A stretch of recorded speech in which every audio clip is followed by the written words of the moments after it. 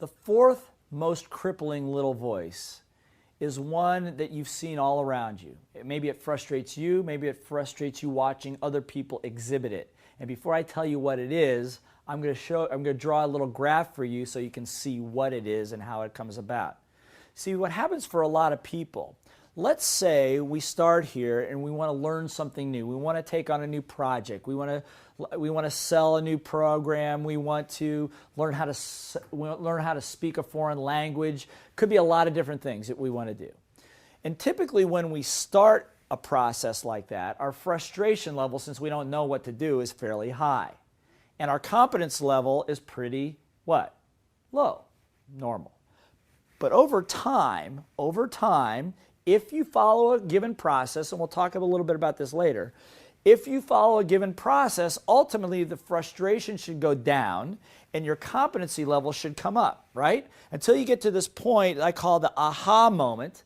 Aha moment, that's a moment when you think, I think I can do this. I think I know how to get myself to the bathroom if I need to, if I'm in a foreign country now. I can speak enough Italian to get that done. You know what I'm saying? Or I think that I've not gotten a sales call completed yet, but I'm really close and I really feel like I can do it. You know that piece I'm talking about? By the way, this graph is courtesy of dear friend Jim Harris in one of his books, and he talks about this in great length. But what happens here, contrary to getting to that aha moment, what happens for most people is somewhere before the aha moment, they quit. That's right. Little voice debilitating issue number 4, probably the worst of all, is quitting too soon.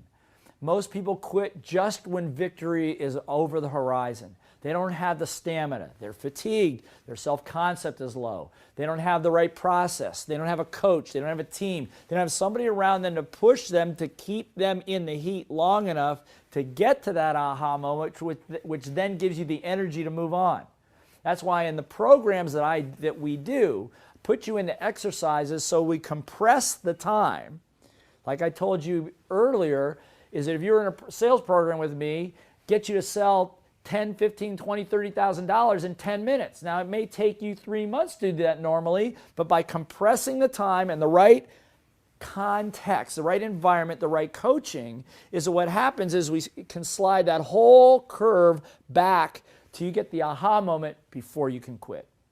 Don't quit before you should. Don't ever do that. Don't ever give up on your dreams. If they're worth doing and they're worth making mistakes, to do. And again, if you're working with somebody else on your team, encourage them to stay in the heat a little longer. One of the favorite songs that my son, when he was very little, loved, and when the Disney movie Hercules came out, was a song that's his theme song, my theme song too. It's called Going the Distance. And most people don't go the distance. They're not willing to do what it takes. Don't quit just because it gets difficult. Stay in the heat. At the minimum, what will happen is you're going to learn something that will get you to your dreams.